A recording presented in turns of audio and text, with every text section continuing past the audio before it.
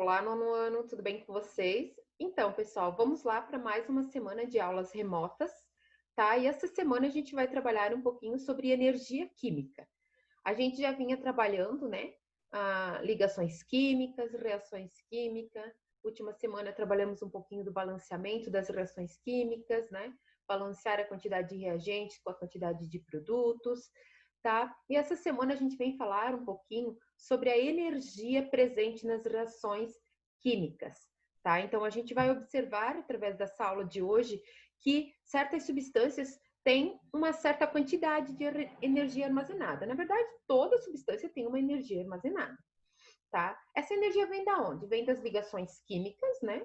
Entre os átomos e a própria força, a própria atração ou até mesmo repulsão entre os átomos que compõem essa substância. Então, nós somos formados de várias substâncias, tá? E a gente tem energia armazenada nessas ligações químicas entre essas substâncias que formam o nosso corpo, tá? Então, cada substância, ela armazena uma quantidade de energia específica, tá? Por isso que a diferença entre o conteúdo energético do reagente e dos seus produtos em uma reação química. Vamos entender melhor isso aí.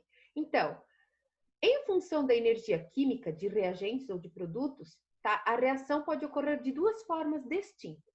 Se a reação química absorve energia na forma de calor, ela precisa absorver energia, tá? Para que a reação química ocorra, a gente chama isso de endotérmica. Eu precisei absorver energia. Agora, tá? Se a reação química ela precisa liberar energia em forma de calor para ela ocorrer, a gente chama de exotérmica.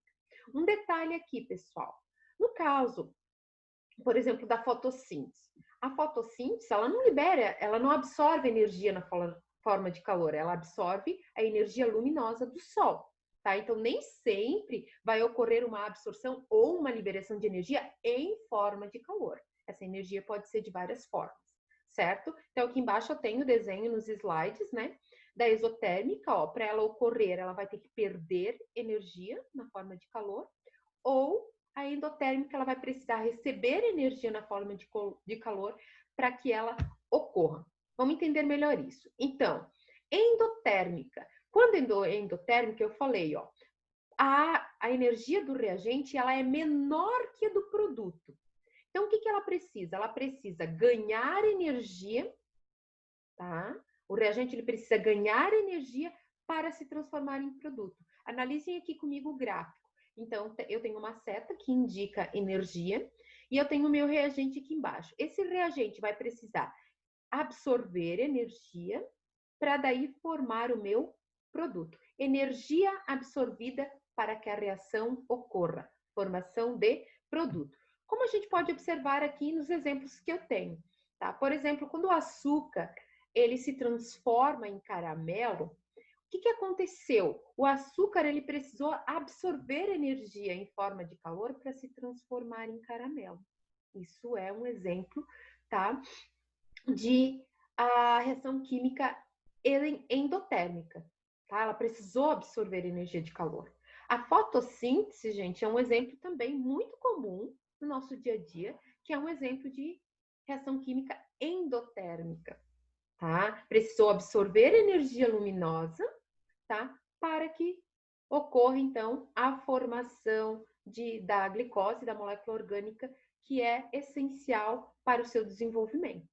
Então, isso é uma reação química endotérmica, absorção de energia. Já no caso, gente, de uma reação química exotérmica, a energia do reagente é maior do que do produto. Então, o que vai ter que acontecer aqui?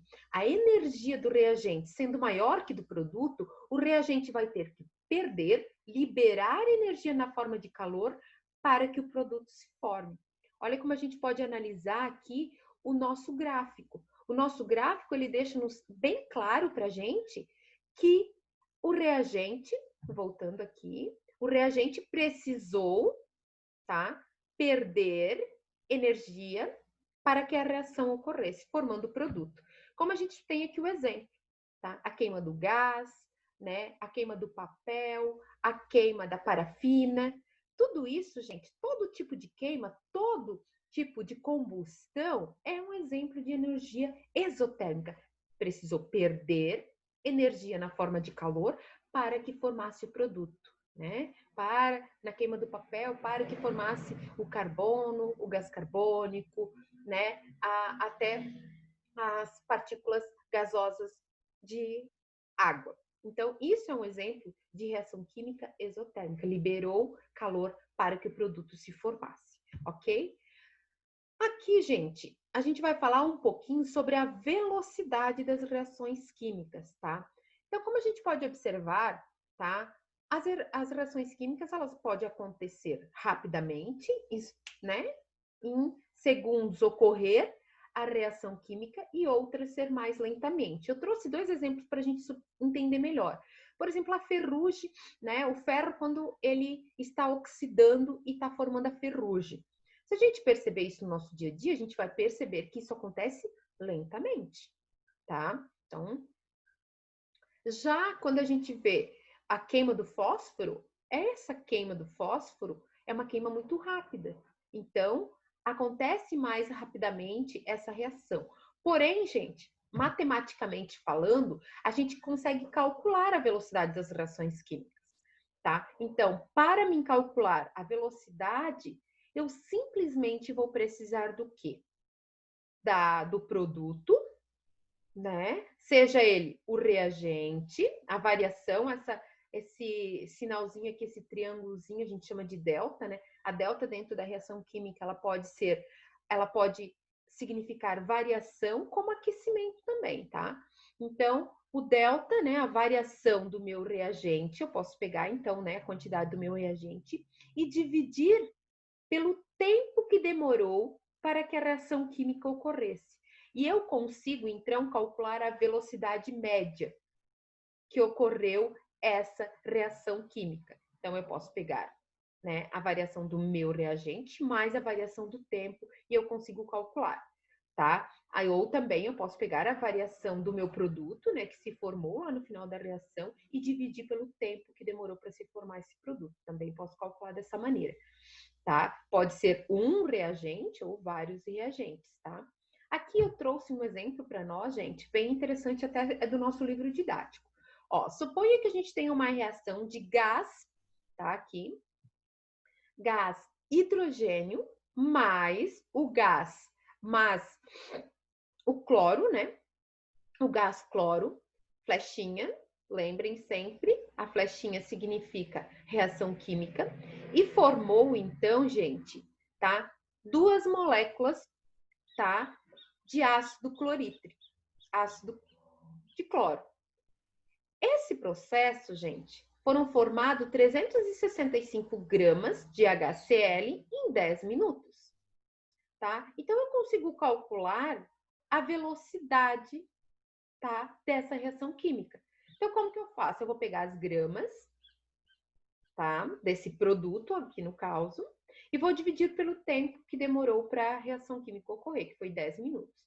Então, logo eu entendo o quê? Que 36,5 gramas, tá, eles ocorrem a cada 1 minuto. 1 minuto vai ocorrer a reação química de 36,5 gramas, tá? A cada 1 minuto vai ocorrer a reação química de 36 gramas, mas eu tenho 365 gramas, né?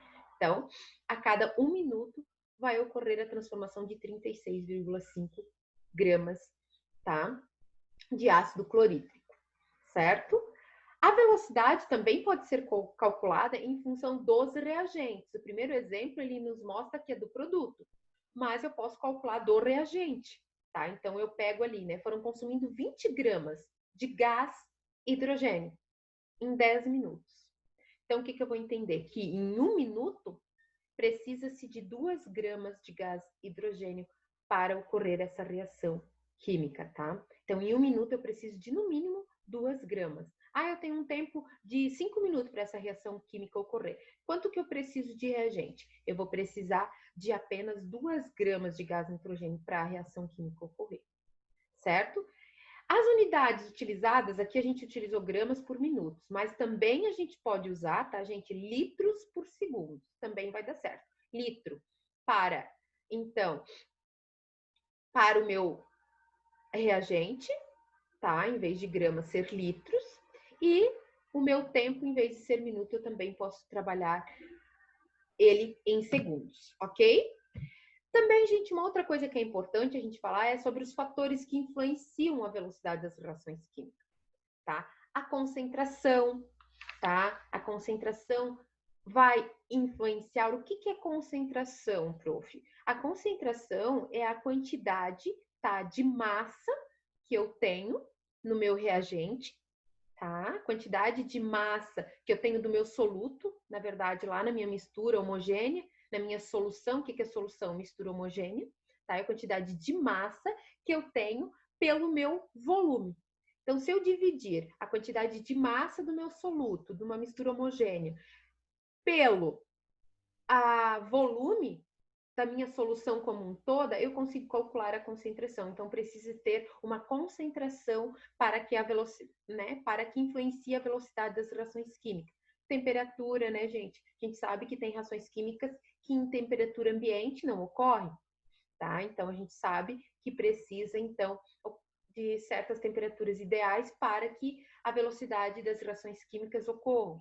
A superfície de contato, né, do material. Por exemplo, se eu tiver um pedaço de bombril, tá? Que tem uma superfície de contato bem maior do que um pedaço de ferro, por exemplo, né? Eu tenho um bombril, né, que tem uma área de contato bem maior, e eu tenho um pedaço de ferro, que é uma estrutura que tem uma superfície de contato menor. E eu for botar em combustão esses dois materiais. Quem vai queimar mais facilmente? O pedaço de ferro ou o pedaço de bombril? Com certeza vai queimar mais rápido, tá? A esponja de aço, né? Por quê? Porque a esponja de aço tem uma superfície de contato maior. Então, ela está em mais contato com o gás oxigênio, que é o meu comburente para uma combustão. Tá? Então, a superfície de contato também influencia para que as reações químicas ocorram, para que a velocidade, né, das reações químicas ocorram. A luz também, né? A luz também influencia na velocidade das reações químicas e os catalisadores. O que são catalisadores, gente? São substâncias que atuam na velocidade. Por exemplo, se eu querer colocar o gás oxigênio com o gás hidrogênio para que eles reagem entre si e formem água, por exemplo, molécula d'água. A gente sabe que isso não vai ocorrer em um ambiente normal, num ambiente natural. Agora, se eu colocar platina, por exemplo, que é um elemento químico, que é um elemento, que é um metal de transição, os metais de transição, inclusive, pessoal, são grandes, são bons catalisadores nas reações químicas, tá? Então, se eu pegar um pozinho lá de platina e reagir nesse gás oxigênio e esse gás hidrogênio, com certeza, rapidamente vai formar molécula de água, tá? Então, existem substâncias que são utilizadas como catalisadores para atuar na velocidade das reações químicas. E os metais de transição lá da tabela periódica, com certeza, são ótimos exemplos, tá?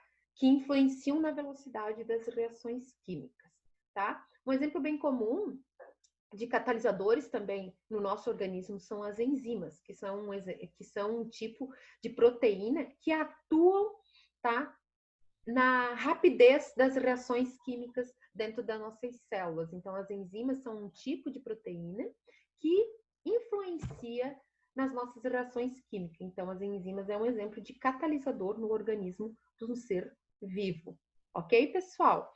Então, para finalizar o tema dessa semana, vocês vão fazer a atividade 10 do livro, página 85. Eu coloquei a fotinho aqui, caso alguns não tenham um livro, tá? Quem tem um livro pode fazer a atividade por lá, tá? Copiar a questão no caderno e responder, tá? Então, vocês ganharam vários exemplos aqui de reações químicas e vocês têm que classificar em endotérmica, lembrem, tá? Endotérmica vai precisar absorver energia para formar o produto.